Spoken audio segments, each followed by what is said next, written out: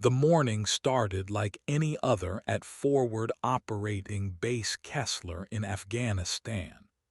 Staff Sergeant Maria Rodriguez had been overlooked for promotion 3 times in 2 years, each time watching less qualified male soldiers advance past her. The official reason was always the same: needs more field experience. The unofficial reason, whispered in the mess hall, was that Colonel Bradley Morrison didn't believe women belonged in combat roles, despite military policy stating otherwise. Maria had joined the Army 8 years ago with dreams of serving her country and proving that dedication mattered more than gender. She'd excelled in every training program, earned commendations for her mechanical expertise, and had a spotless service record. But Morrison, who'd been passed over for general twice himself, seemed determined to make her career as difficult as possible.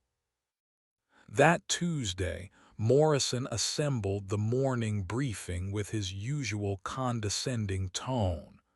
"We need a convoy to transport Station Alpha," he announced, his eyes scanning the room of soldiers. "It's a routine supply run, but intel suggests possible IED activity along Route Silver." He paused dramatically. "I need experienced drivers only." Maria raised her hand. "Sir, I've completed advanced tactical driving courses and have logged over 300 hours in convoy operations."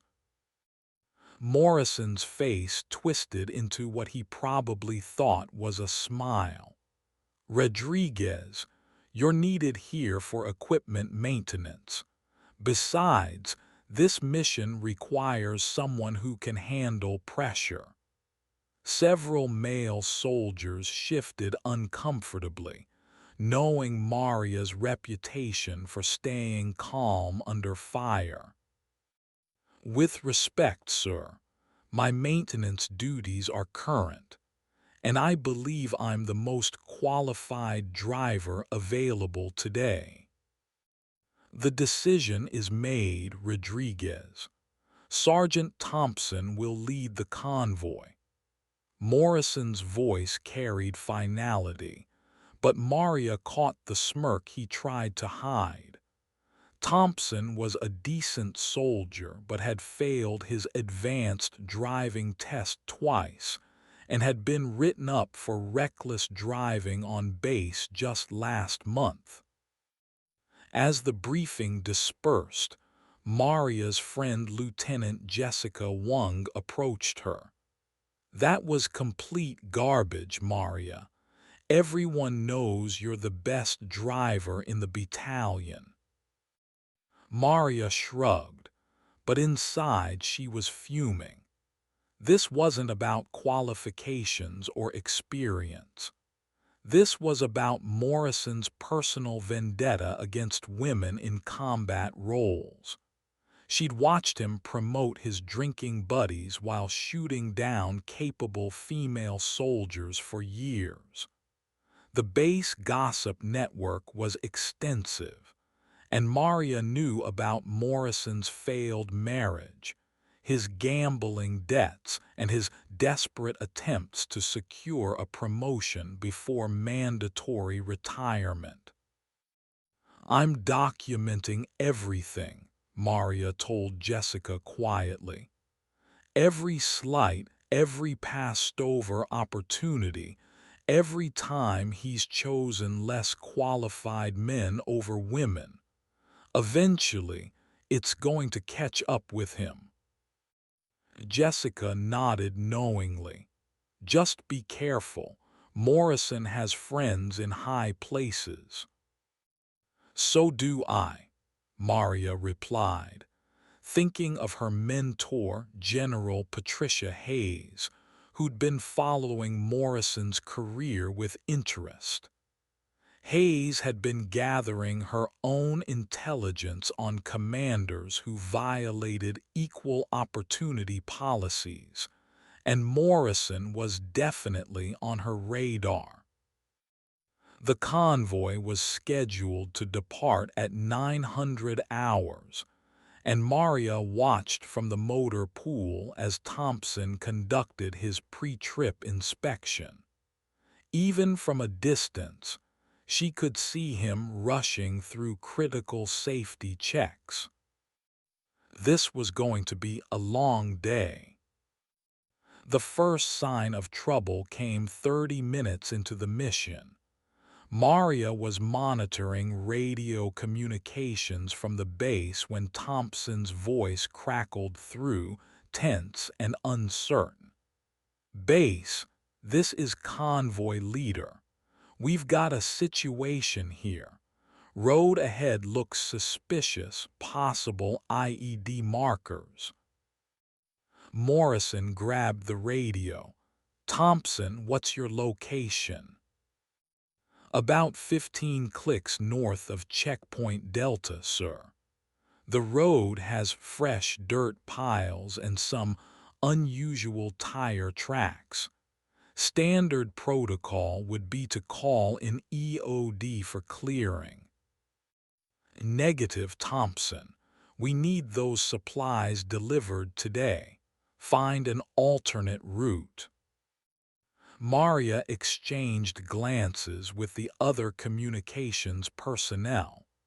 EOD was Explosive Ordnance Disposal, the bomb squad.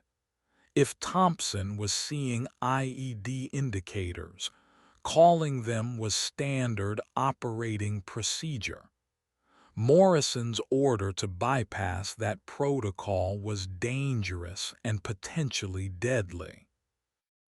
"Sir," Thompson's voice was strained, "alternate routes add 4 hours to the mission, and we'd have to travel through areas marked as high risk for ambush activity."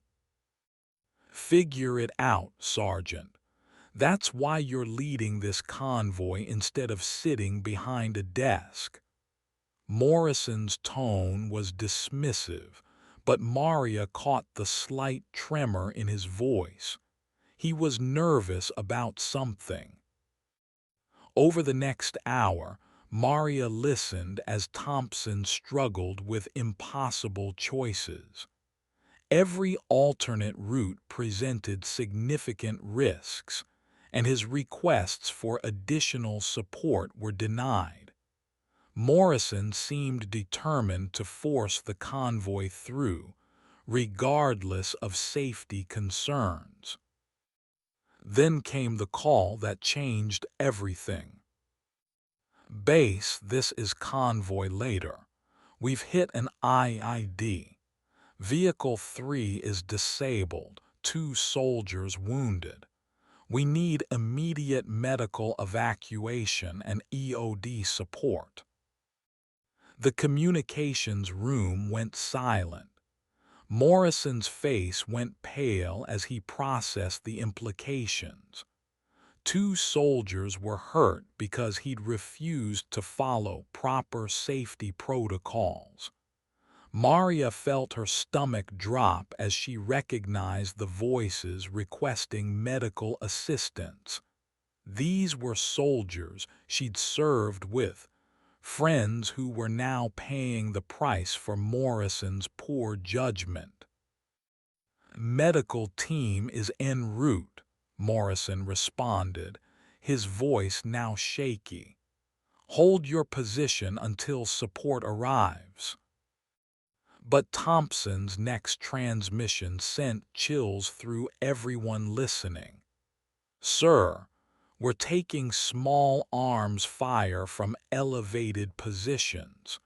We need to move, but we can't abandon the disabled vehicle or the wounded. We're effectively pinned down." Morrison stood frozen, staring at the radio as if it might provide answers. Maria could see him calculating the political fallout if American soldiers died under his command because of his decisions. His career would be over, and he knew it. Base, we need immediate tactical support, Thompson continued.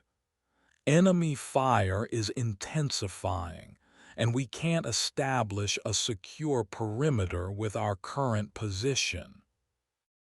That's when Maria made her decision. She'd been documenting Morrison's failures for months, building a case for his removal. But documentation wouldn't save the soldiers trapped in that convoy. She grabbed her gear and headed for the motor pool. "Where are you going, Rodriguez?" Morrison called after her. "To get our people out of there, sir." "You're not authorized for this mission." Maria turned back to face him, her voice steady despite the adrenaline coursing through her veins. "With respect, sir, I don't need authorization to save American soldiers." Morrison's face reddened with anger and embarrassment. "Stand down, Rodriguez. That's a direct order." "Sir, I'm volunteering for a rescue mission. Unless you want to explain to their families why you prevented a qualified soldier from attempting to save their lives, I suggest you authorize this operation." The entire communications room was watching now. Morrison was trapped, and everyone knew it. If he prevented Maria from attempting a rescue and soldiers died, he'd face a court-martial. If he authorized her mission and she succeeded, it would highlight his failures even more starkly. "Fine," he said through gritted teeth. "But you're going alone. No additional personnel." Maria nodded curtly. "I only need one vehicle and ammunition. I'll bring our people home." As she prepared for the most dangerous mission of her career, Maria knew this was about more than just rescuing the convoy. This was about proving that competence mattered more than gender, that leadership meant making hard decisions instead of political calculations, and that sometimes the most qualified person for a job was the one who'd been unfairly overlooked. The irony wasn't lost on her that Morrison's prejudice and poor judgment had created the exact situation where her skills would be most needed. She was about to show him, and everyone else, exactly what he'd been missing.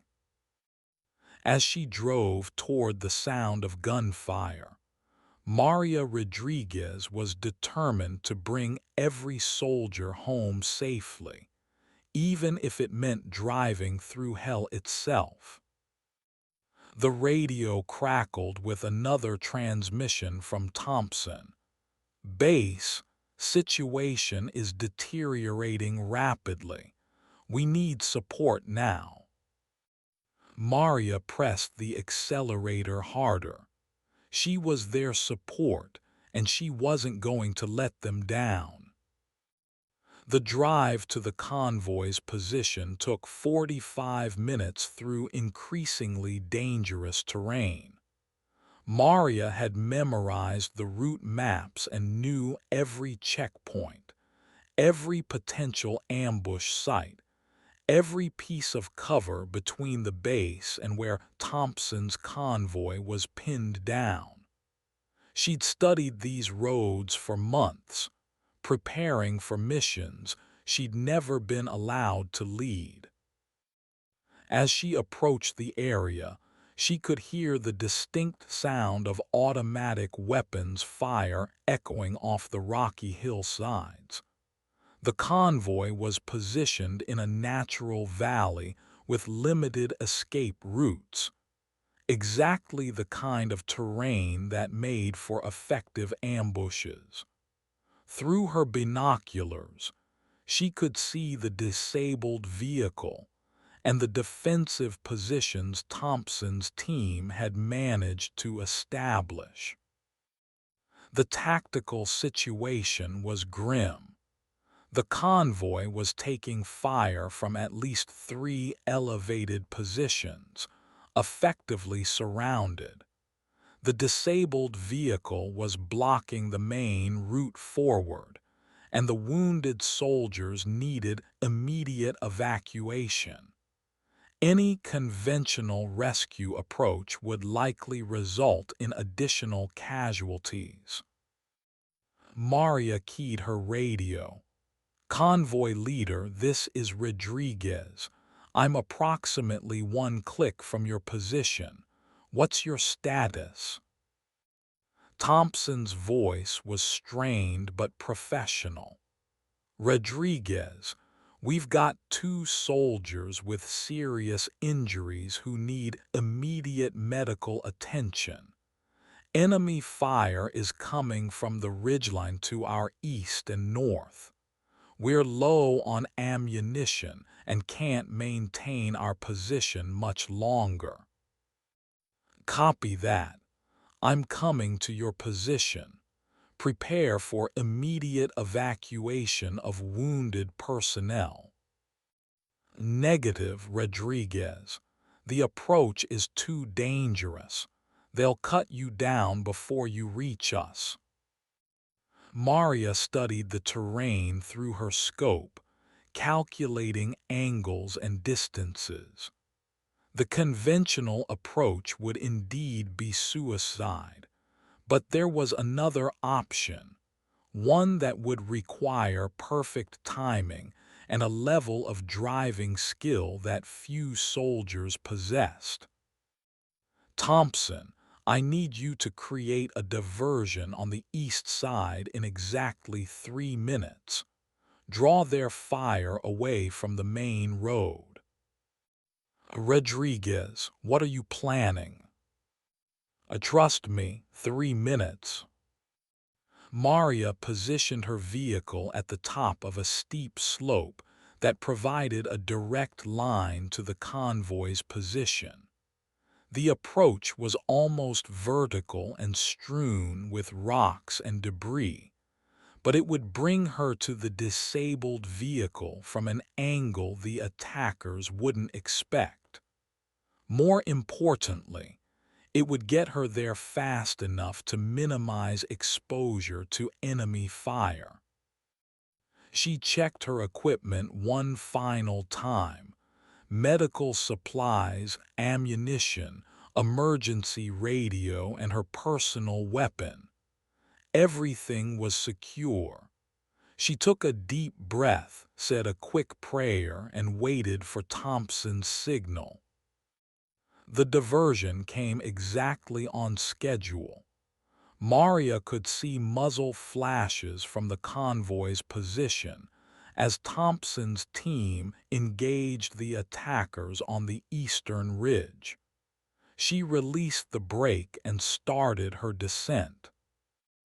The vehicle bounced and lurched as it careened down the slope at a speed that would have been reckless under normal circumstances. Maria fought to maintain control as rocks and debris flew past her windows. The key was to reach the bottom before the attackers realized what was happening and could redirect their fire. She hit the valley floor going 40 miles per hour and immediately swerved toward the disabled vehicle. Bullets began striking the ground around her as the enemy fighters recognized the new threat. Maria zigzagged between cover points, using every technique she'd learned in advanced tactical driving courses. Thompson's team provided covering fire as she skidded to a stop behind the disabled vehicle. Maria grabbed her medical kit and weapon, diving out of the driver's seat as bullets sparked off the metal around her. "Where are the wounded?" she shouted over the gunfire. Behind that rock formation, Thompson pointed to a natural shelter about 30 yards away. "Rodriguez, how did you get down here so fast?" "Later," Maria replied, already moving toward the wounded soldiers. "We need to get them stabilized and loaded immediately." The first wounded soldier was Sergeant Mike Williams, a mechanic Maria had worked with for 2 years. He'd taken shrapnel to his leg and was losing blood fast. The second was Private Ashley Martinez, barely 20 years old, who'd been knocked unconscious by the blast and was showing signs of concussion. Maria worked quickly, applying pressure bandages and checking vital signs. Both soldiers were stable enough for transport, but they needed proper medical attention soon. "Thompson, we need to move now," she called out. "Help me get them to the vehicle." "What about the disabled truck?" "Leave it. We'll come back for equipment later." Under covering fire from the remaining soldiers, Maria and Thompson managed to load the wounded into her vehicle. The enemy fire was intensifying, and she could hear the distinctive whistle of incoming mortars. "Everyone else mount up," Maria ordered. "We're leaving now." "What about the convoy route?" Thompson asked. "The way you came down isn't passable for our vehicles." Maria had been thinking about this problem during the entire rescue operation. The route she'd taken was indeed impassable for the larger convoy vehicles, but there was another option, one that would require her to take the most dangerous risk of all. "I'm going to clear a path through the minefield," she said calmly. Thompson stared at her. "Rodriguez, that's suicide. Intel says that area is heavily mined." "Intel also said this was a routine supply run," Maria replied. "Sometimes you have to trust experience over reports." The minefield Thompson was referring to was an area about half a mile long that ran parallel to the main road. It had been marked as potentially dangerous because of suspicious ground disturbances, but it had never been properly surveyed by EOD teams. Maria had studied the aerial reconnaissance photos and noticed something that others had missed. The pattern of disturbances was wrong for a professional minefield.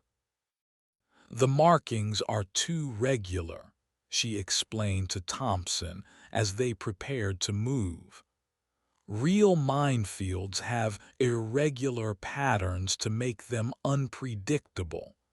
This looks like amateur work, probably pressure plates buried by local fighters who don't have proper training." "You're betting our lives on pattern recognition." "I'm betting our lives on experience and observation. Follow my exact track, maintain distance, and we'll get through this." Maria took point, leading the small convoy toward the suspected minefield. Her heart was pounding, but her hands were steady on the steering wheel. She'd been studying mine warfare tactics for years, part of her continuous professional development that Morrison had dismissed as unnecessary specialization. The first 100 yards of the minefield were the most nerve-wracking. Maria drove slowly, watching for telltale signs of buried explosives, disturbed earth, unnatural vegetation patterns, unusual surface textures. Her theory about amateur placement was proving correct. The mines were buried in predictable locations that followed logical patterns rather than random placement. She marked safe passages with small flags from her emergency kit, creating a clear path for the vehicles following behind. The process was methodical and dangerous, but it was working. They were halfway through the minefield when she heard Morrison's voice on the radio. "Rodriguez, report your status immediately." "Currently clearing a path through the minefield, sir. Wounded soldiers are stable, and convoy personnel are accounted for." "You were ordered to stand down from this mission." "Sir, I was never ordered to stand down from a rescue mission. I was told I couldn't have additional personnel, which I acknowledged." There was a long pause before Morrison responded. "Rodriguez, you're in violation of direct orders." "Sir, I'm bringing American soldiers home. We can discuss violations after everyone is safe." Maria continued through the minefield, her confidence growing with each successful passage. The mines were exactly where she'd predicted they would be, along the roadway edges and in obvious vehicle paths. By staying in the center of the cleared area and avoiding the most convenient routes, she was able to navigate through safely.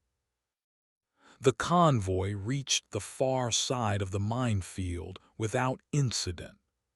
Maria had successfully cleared a path that would allow regular supply convoys to bypass the AD-damaged road entirely.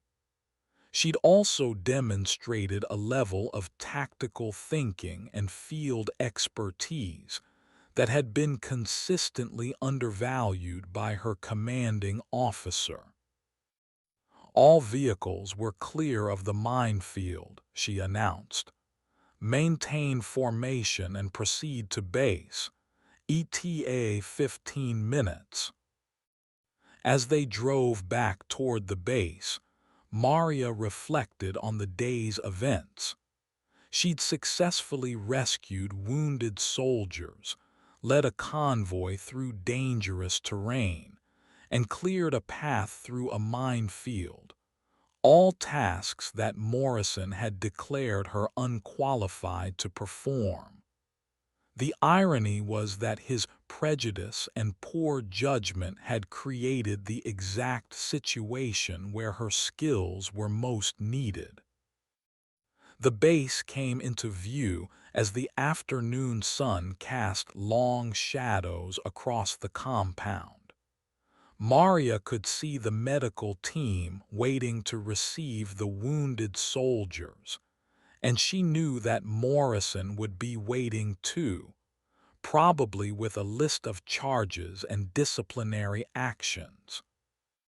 But she also knew that her actions today had been witnessed by dozens of soldiers, recorded in official communications logs, and would be impossible to ignore or dismiss. Morrison's career of undermining qualified women soldiers was about to face its biggest challenge yet. As she pulled into the motor pool, Maria Rodriguez was ready for whatever came next. She'd proven her point in the most dramatic way possible, and now it was time to see if the military justice system would recognize competence over prejudice. The wounded soldiers were immediately taken to the medical facility, where military doctors confirmed that Maria's field treatment had likely saved their lives. Both soldiers would make full recoveries thanks to her quick thinking and medical training. The successful rescue operation was documented in official reports, and word of Maria's actions spread throughout the base within hours. Morrison was waiting for her in the command center, his face a mask of barely controlled anger. "Rodriguez, you directly disobeyed orders and endangered military personnel with your reckless actions." "Sir, I saved 2 wounded soldiers and successfully extracted a pinned-down convoy. I'm not sure how that constitutes endangering personnel." "You were specifically ordered not to participate in this mission." "Sir, I was told I couldn't have additional personnel. I followed that instruction precisely." Morrison's jaw tightened. "You're facing disciplinary action for insubordination and reckless endangerment." "Sir, I believe my actions fall under the doctrine of operational necessity. When American soldiers are in immediate danger, any qualified military personnel has the authority to initiate rescue operations." This was the argument Maria had been preparing for months. Military doctrine clearly stated that soldiers could take initiative during emergency situations, especially when lives were at stake. Morrison's attempt to prevent her from attempting a rescue could itself be considered a violation of military protocol. "We'll see what the investigation determines," Morrison said coldly. "You're restricted to base pending review." "Understood, sir. I'll be available for any interviews or testimony required." Over the next several days, Maria's actions were thoroughly investigated by military authorities. The investigation included interviews with all personnel involved, review of radio communications, analysis of the tactical situation, and examination of the routes and methods Maria had used. The results were damning for Morrison and vindication for Maria. The investigation found that Morrison had repeatedly violated safety protocols, ignored proper procedures for IED threats, and made decisions based on personal bias rather than operational necessity. His refusal to authorize EOD support had directly contributed to the IED strike that wounded 2 soldiers. In contrast, Maria's actions were praised as exemplary tactical thinking under extreme pressure. The investigation specifically noted her successful navigation through the minefield, her effective medical treatment of wounded personnel, and her ability to extract an entire convoy from a dangerous tactical situation. But the most damaging revelation came from the communications logs. During the rescue operation, Morrison had been in contact with his superiors, discussing the political implications of the incident rather than focusing on soldier safety. Radio intercepts revealed that he'd been more concerned about his career prospects than the lives of his soldiers. The final blow came when several female soldiers came forward during the investigation, detailing years of discriminatory treatment under Morrison's command. The pattern was clear and undeniable. Morrison had systematically undermined qualified women soldiers while promoting less qualified men. 3 weeks after the convoy incident, Colonel Bradley Morrison was relieved of command and transferred to a desk job pending retirement. The official reason was loss of confidence in leadership abilities. But everyone on the base knew the real story. Maria Rodriguez was promoted to first sergeant and received a commendation for heroic actions in combat. More importantly, she was assigned to a command position where she could help develop the next generation of military leaders, both male and female. The convoy route that Maria had cleared through the minefield became a standard supply path, saving countless hours and reducing risk for future missions. Her tactical innovations were incorporated into base operating procedures, and her methods were studied by other units facing similar challenges.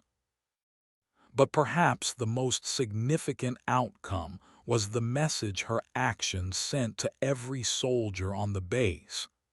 Competence and courage mattered more than gender or politics.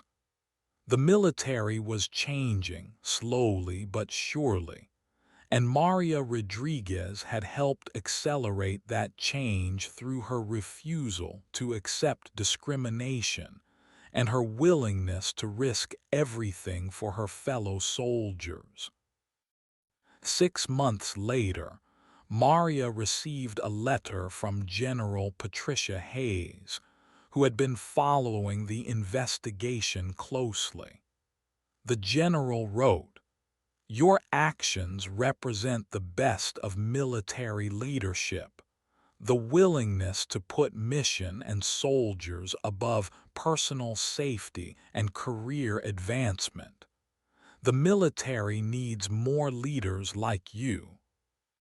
Maria framed the letter and hung it in her new office, where it served as a daily reminder that standing up for what's right sometimes requires driving through minefields, both literal and metaphorical. Years later, when young soldiers asked her about leadership and overcoming adversity, Maria would tell them about the day she proved that the most qualified person for a job wasn't always the one who looked the part or had the right connections. Sometimes it was the person who'd been overlooked and underestimated, who'd been preparing for their moment without knowing when it would come. The convoy incident became a case study in military leadership courses, taught as an example of how prejudice and poor judgment can create dangerous situations, and how courage and competence can overcome seemingly impossible odds. Maria's story inspired countless other soldiers to stand up for themselves and their fellow service members, regardless of the personal cost. But for Maria Rodriguez, the most important outcome was simple.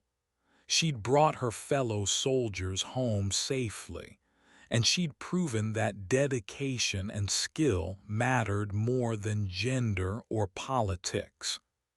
In a world where those values were sometimes forgotten, that was victory enough. The minefield she'd navigated that day was nothing compared to the cultural and institutional barriers she'd been fighting throughout her career. But just as she'd found a safe path through the physical dangers, she'd also found a way through the prejudice and discrimination that had held her back for so long. Her success opened doors for other women in military service, creating opportunities that might not have existed otherwise. The ripple effects of her actions extended far beyond that single day in Afghanistan, influencing military policy and culture for years to come. Maria Rodriguez had driven through a minefield to save her fellow soldiers, but in doing so, she'd also cleared a path for everyone who came after her. That was the kind of leadership the military needed, and the kind of legacy she was proud to leave behind. The story of Staff Sergeant Maria Rodriguez became legend on Forward Operating Base Kessler and beyond. It was a story about courage under fire, about standing up to injustice, and about the power of competence over prejudice. Most importantly, it was a story about bringing everyone home safely, no matter what obstacles stood in the way.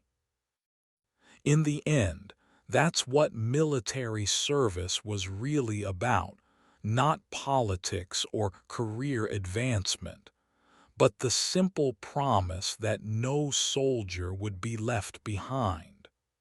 Maria Rodriguez had kept that promise, even when it meant driving through an active minefield to do it. The convoy she'd rescued that day included soldiers who went on to serve with distinction in other conflicts, some of whom credited Maria's actions with saving not just their lives, but their faith in military leadership. They carried her example with them throughout their careers, passing on the lessons they'd learned about courage, competence, and the importance of standing up for what's right. And somewhere in the files of military history, the official record of that day includes a simple notation: mission accomplished. All personnel returned safely. But those few words couldn't capture the full significance of what Maria Rodriguez had achieved, or the legacy she'd created for future generations of soldiers who would follow in her tracks. The minefield she'd navigated was eventually completely cleared and converted into a permanent supply route. A small plaque was installed at the entrance, dedicating the road to the soldiers who found a way through when no way existed. Maria's name wasn't on the plaque, but everyone who used that road knew who had cleared the path. Years later, when Maria Rodriguez looked back on her military career, she would remember many missions and many challenges. But the day she reversed through an active minefield to save her fellow soldiers would always stand out as the moment when everything she'd learned, everything she'd prepared for, and everything she believed in came together in a single act of courage and competence. It was the day she proved that the most qualified person for an impossible job was sometimes the one who'd been overlooked and underestimated, the one who'd been preparing for their moment without knowing when it would come. And when that moment arrived, Maria Rodriguez was ready. The convoy she'd rescued, the minefield she'd cleared, and the discrimination she'd overcome all became part of a larger story about progress and perseverance in the military. Her actions had consequences that extended far beyond that single day in Afghanistan, influencing policy, culture, and the career trajectories of countless other soldiers. But for Maria Rodriguez, the most important outcome remained simple. She'd brought her fellow soldiers home safely, and she'd proven that courage and competence could overcome any obstacle, even the prejudice and poor judgment of those in positions of authority. The minefield she'd navigated that day was both literal and metaphorical, representing the barriers that had stood in her way throughout her career. By finding a path through both, she'd created opportunities not just for herself, but for everyone who came after her. That was the real victory, not just the successful rescue mission, but the doors she'd opened and the barriers she'd broken down. The convoy she'd saved was just the beginning of a larger mission that would continue throughout her career and beyond. In the end, Staff Sergeant Maria Rodriguez had done more than just drive through a minefield. She'd navigated through years of discrimination and prejudice, cleared a path for others to follow, and proven that the most dangerous obstacles weren't always the ones buried in the ground. Sometimes, the most treacherous minefields were the ones created by human prejudice and institutional bias. But just as she'd found a safe route through the physical dangers, Maria had also found a way through the cultural and systemic barriers that had held her back for so long. Her legacy wasn't just about military tactics or battlefield courage. It was about the power of perseverance, the importance of standing up for what's right, and the simple truth that competence and character matter more than gender or politics. The day she reversed through an active minefield to save her fellow soldiers was the day Maria Rodriguez proved that the most qualified person for an impossible job was sometimes the one who'd been overlooked and underestimated. And when her moment came, she was ready to drive through hell itself to bring everyone home safely.